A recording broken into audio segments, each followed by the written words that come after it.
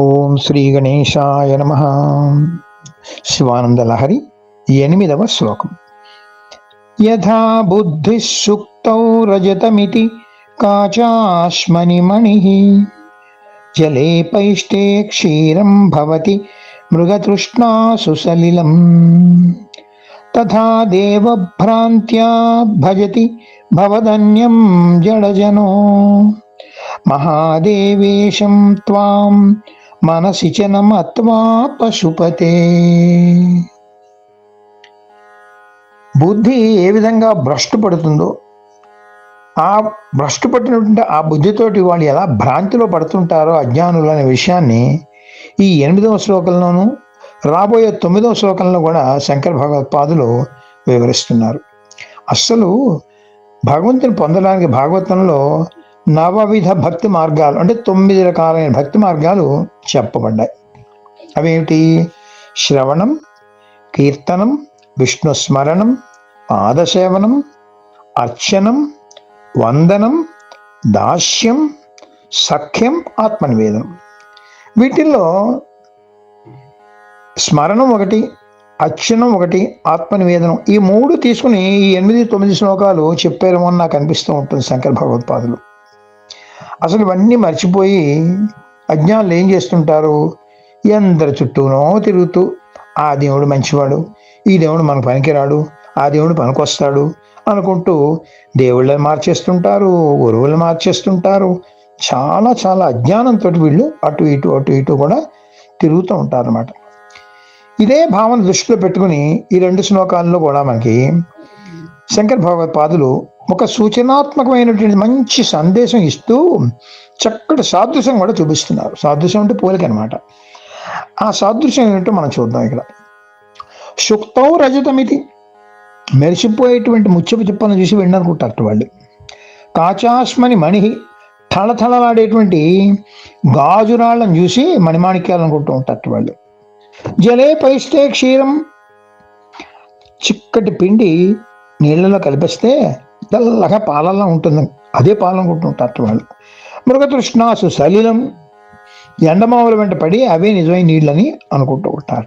ఈ విధంగా వీళ్ళు అసత్తైనటువంటి వాటి వెంట పరిగెట్టి అసలు సత్యాన్ని వాళ్ళు విస్మరిస్తున్నారు అని చెప్తున్నారు. మన దీనిలో వాళ్ళ హృదయంలోనే స్థిరుడైనటువంటి మహాదేవుని తెలుసుకోకుండా, తన అంతర్గతంగా అంతర్ముఖంగా చూడకుండా బాహ్య ప్రపంచంలో ఈ దేవుణ్ణి ఆ దేవుణ్ణి కొలుస్తూ భ్రాంతి పడుతూ ఆ మోహంలో పడి కొట్టుమిట్టాడుతుంటారు ఇటువంటి జడులు అని చెప్తున్నారు.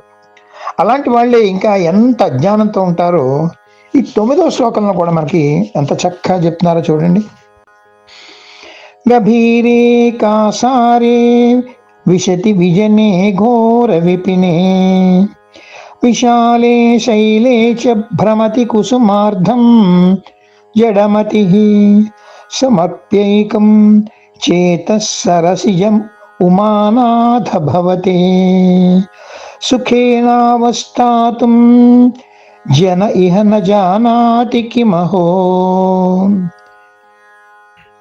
మూర్ఖులు వాళ్ళు ఏమనుకుంటారంటేట, నేనేమో దేవుడికి 102 పుష్పాలతో పూజ చేద్దామని మొక్కుకున్నానండి, లేకపోతే 1008 పుష్పాలతో పెట్టుకుందాం అనుకున్నానండి, లేకపోతే 1,00,000 పుష్పార్చన చేద్దాం అనుకున్నానండి అనుకుంటూ లోతైన సరస్సులు అంటే గభీరే కాశారే విశతి, లోతైన సరస్సుల్లో దిగి అక్కడ తామర పువ్వులు ఉంటాయి, ఈ పుష్పాలు ఉంటాయి, కలువ పువ్వులు ఉంటాయి అని వాటిని సేకరిస్తూ నానా తాపత్రయపడి తీసుకుంటూ ఉంటారు.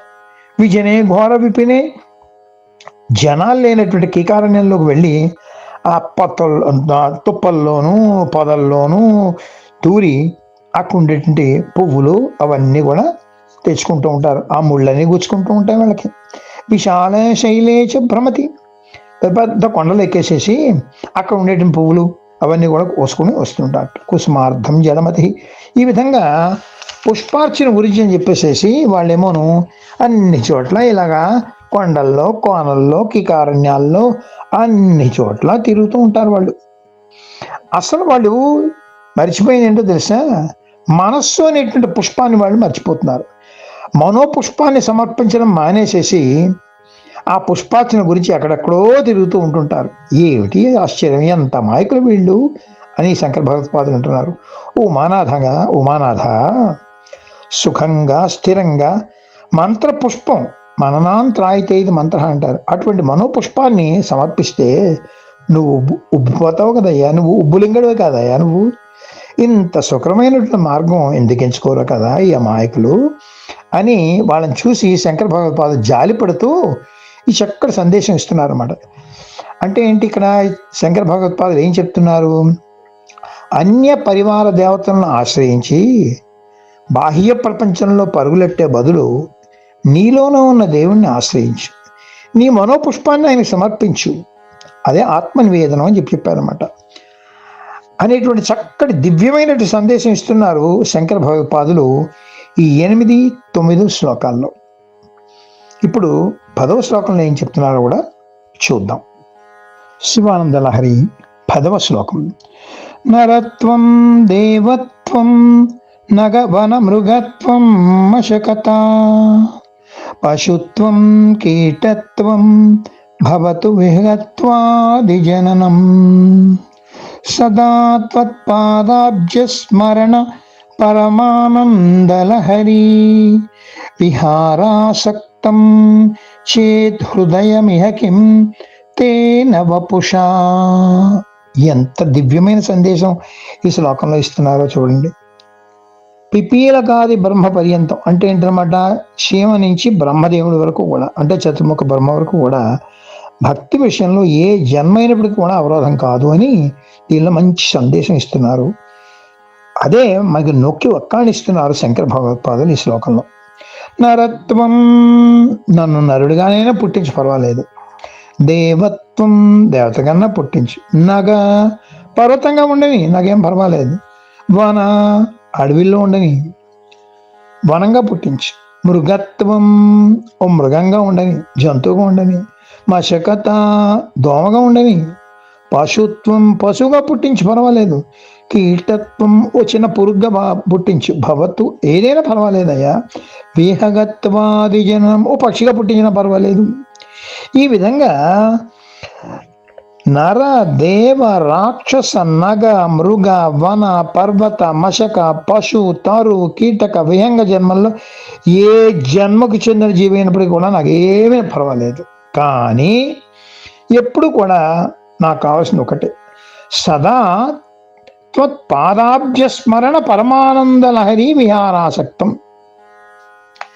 ఎప్పుడు ఏ జన్మ ఎత్తినప్పటికీ కూడా నీ పాదాల చెంత తిరిగేటువంటి, నీ పాదాల దగ్గరే ఉండేటువంటి, నీ పాదాలను స్మరించుకుంటూ ఉండేటువంటి ఆ పరమానంద లహరిలో విహరించేటువంటి అటువంటి జన్మ ఏదైనా నాకు పర్వాలేదయ్యా. నాకు అటువంటి ఇచ్చినట్టయితే ఇంక ఈ శరీరంతో, ఈ శరీరం నువ్వు ఇచ్చినటువంటి శరీరం సార్థకం కాక ఏమవుతుందయ్యా, దీనికి ఏం భంగం అవుతుందయ్యా నాకు.